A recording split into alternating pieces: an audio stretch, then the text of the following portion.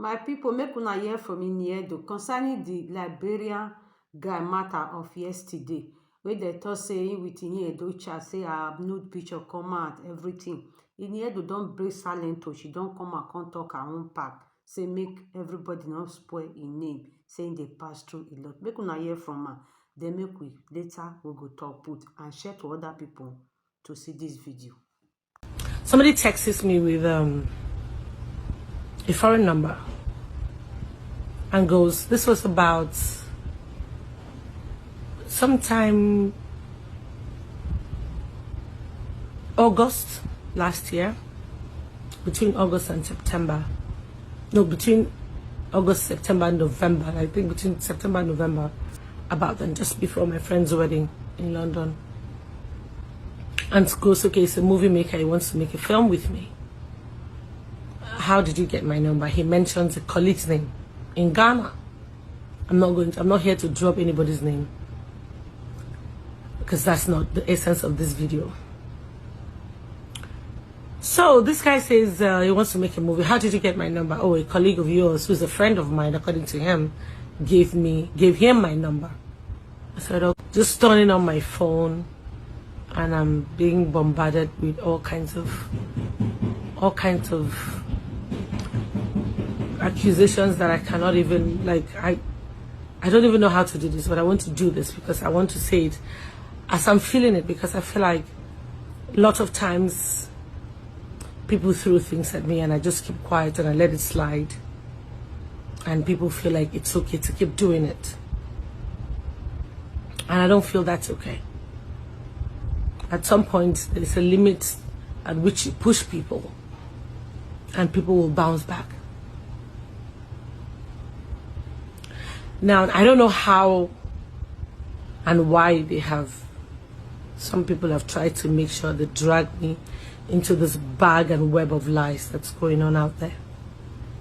I'm going to start from the very beginning, because I feel like if I have to put me on video call, I hung up, like, let's talk on audio call. And that was it. And then this guy saves that video. Why didn't they release the audio, whatever? See, I feel like people should really leave me alone. I have my stuff going on.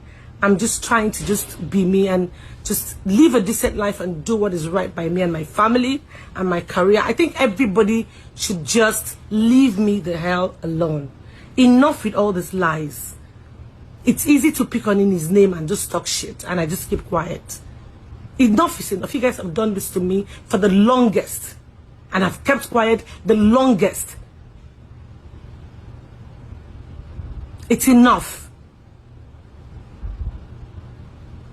Thank you for listening. I'm like, I can't deal with this. 2 weeks later, who calls me? One of our friends calls me, Uche, and sends me a picture of this. I said, do you know this guy? I said, yes. So I spoke to this guy just 2 weeks ago, but I blocked him. He was trying to be funny. He was talking about making a film, and then he was trying to be funny. I sharp blocked him. We didn't, the conversation go far.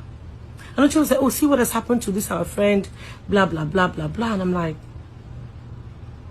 really? Because I'm like, who is this?